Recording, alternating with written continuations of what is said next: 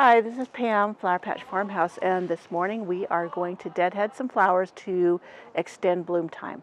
So I have larkspur, daisies, black-eyed Susies. I was picking a lot of flowers this morning for some bouquets, and I thought it would be a good time to share with you how I extend bloom in the garden, in case you would like to do that too. I'm also going to show you, like with the delphiniums, how one of them is done, pretty much done, and how I will try to get a rebloom, and what I do that will maybe get me a rebloom. We'll see how that works out this year. So let's get to deadheading. Forgive my chicken. She seems to think she needs to be heard. So okay, over here is the delphinium that I am going to cut back. Here are the larkspur that I'm going to get closer up for you. And I already created a video on how to collect seed from the foxgloves. And then I have some daisies I'm going to share with you. Black-eyed Susies are right over here. So I'm going to bring you in closer and you can see exactly how I do that. All right, right here is our larkspur. And these grow from seed and reseed themselves and come back yearly. I'm trying to get around here for you. And on this one right here, you see these are all spent. And someone asked me what the difference between the new buds and the one that is spent. Now you see how these have, first of all, there's a bloom on top. And then these have these little, these are the seed pods. And let me see if I can bring one up that has the blooms. Okay. Here it is. See, here's the fresh buds. You see how they're round and they have this little spur coming off the end right there. And then the difference between it is the seed pods do not have the spur and they're not rounded. They have a pointy tip. So I'm going to follow this back to a juncture. And right down here is a juncture. And I'm going to trim. So I'm going to get even closer up so that you can see that again. I'm fighting the carpenter bees out here. They're not liking me being in the middle of their foraging. All right, here's one, another seed head, or one that's going to seed, and I'm following it down to the juncture down here, and I'm cutting. And that is how you deadhead. And then here is the ones that will continue to bloom, and this one here too will also continue to bloom. So I'm going to do a few more on here. Let me make sure you're in focus. It's so bright out here in the glare that I can't really see my little screen. So here's one that needs deadheading. I'm going down to a juncture where it's a V, where another one comes out. See here, this one's almost done, even though it's not completely done blooming. And you just keep searching for the ones going to seed, and you go down the stem until there's a juncture and you just trim it off. I personally just go like this and cut them. Some of them are moist, and let them fall to the ground, and that is sheet composting, and that way it just it composts into the ground that's there. The worms, it feeds the worms and keeps the soil healthy, and these are so thick that no one even notices what's on the ground at their feet. So let me turn around here to the black-eyed Susies. So here's the black-eyed Susies, which I also have a few delphinium in here. Not delphinium, but larkspur. So this one needs to be cut. I'm cutting that one off. This is the larkspur I'm cutting right now because I see it. So here, the black-eyed Susies, I don't have many that have faded yet, but what I do is the same technique. Is I go back to a juncture, and maybe one of these back here you can see better. And maybe I need to come in at a different angle for you. This one back here I should do. Let me move my camera, and because you can see a juncture where there's another bud coming up. And that way you'll know where to cut to. So here is one, and it's getting a little floppy, but this is a good time to pick flowers too. And this one doesn't really have a juncture. Yes, it does. So I'm following it down to a juncture, down to here, and you see these other ones are coming up from it, and I just cut that one off. And these have also not only this bloom, but there's more coming up from the stem here. And when you cut off the ones that are starting to fade, they get a little droopy and what have you. That's how you know they're fading.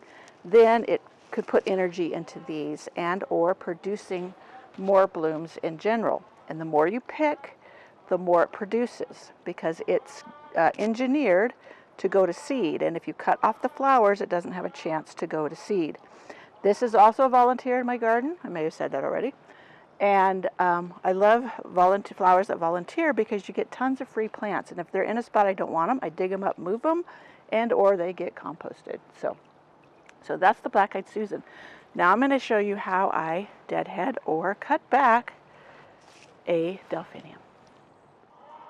Now this is the base of my lavender delphinium. Let me show you up here.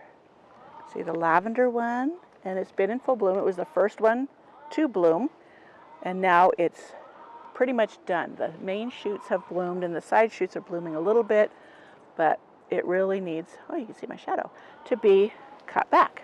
In front of it here is a daisy, so I'll kind of move that forward. But here at the base, I'm just going to cut this completely off. So maybe you can't see it, but all the way to the base. Just cutting, cutting, cutting. And this has been tied up, so I will take the wire off. And I can use it elsewhere in the garden. And I will just take these stalks and put them in the compost. Make sure I have all the stalks.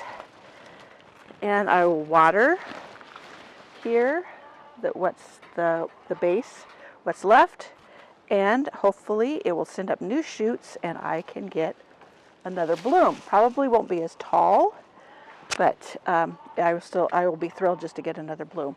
Many times I do not cut off my delphiniums. I just let them go to seed, and if you can see right here is the white ones that were here, and you can see along here the little seed pods. I'm letting these go to seed because I want to collect the seeds from these seed pods. And being that they were so close to the other ones, they probably cross-pollinated, and I'm not guaranteed white, but I will get something, and I'll just, no matter what it is, I'll love it. I'll get a new delphinium. Okay, now let's go do some daisies.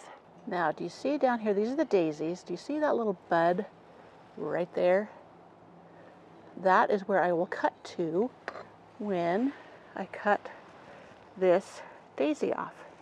You just cut right down to that bud, and then that bud will send up another flower.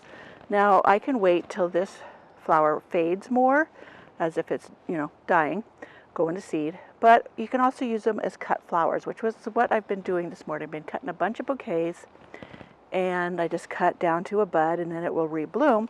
And as you can see, there's no shortage of daisies here. I could pick half of these, and it would still be full blooms. I mean, just a ton of blooms, enough in my garden. I do not have a separate cutting garden, but I have so many of these flowers that keep on blooming as long as I deadhead that it doesn't matter. Even though I cut plenty of bouquets, I'm never without blooms in my flower beds.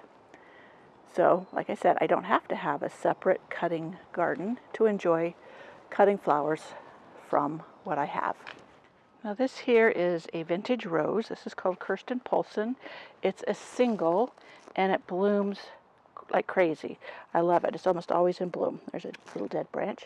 Now I haven't been keeping up with deadheading, but you see there is a spent bloom right there. And I'm not too particular about where I cut on these, because with shrub roses and mini vintage roses, you could just take them back with a hedge clipper and they'd be fine. But if I want to shape it, I'll take it down to an outward facing area. Okay, so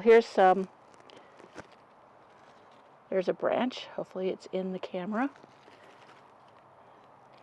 And if I wanted it to be outward facing, or take it down to an outward facing limb, it's down here is one. And I'm cutting off that bud, but it's pretty much spent, or close enough.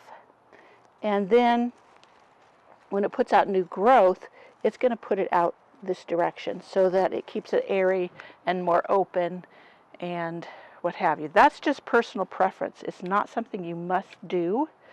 So don't get too caught up in particular style of pruning. Most of those rules were made for hybrid teas that were for show. So the rest of it is just go in there, clip them back, pick them for bouquets, and enjoy. Don't worry about particular pruning habits. Now I'm going to show you one I had pruned not too long ago. This is a David Austin rose. Now right here is a cane where I had pruned back a flower. These beautiful flowers. This is Jubilee Celebration, David Austin rose. And you see I had cut it back here to where it was an outward facing leaf juncture. And there is the new growth. And that's what I wanted it. I wanted it to grow outward rather than inward. And that way it just keeps it from getting too crowded in the center and creates airflow. See, I've got plenty of canes coming inward. But that's all I did. I did cut it in an angle. I don't always cut it in an angle. Some people say it prevents rot, it does whatever. I've never had any problems. So here's one here, this part's dead, where it got cut off, and I'm just going to bring it down to this leaf where it's pointing this way, and the new growth will come out there. And that is how I deadhead and or prune my shrub roses. I got a blossom in here that's dead. Let me take it out while I'm here.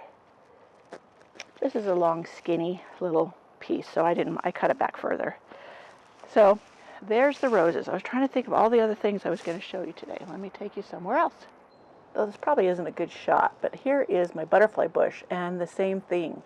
I deadhead once the flower plumes start to fade and dry up. I just cut them off and it sends out fresh flowers. This is Black Knight butterfly bush, and it's very popular with the hummers. As you can see, some flitting in there right now.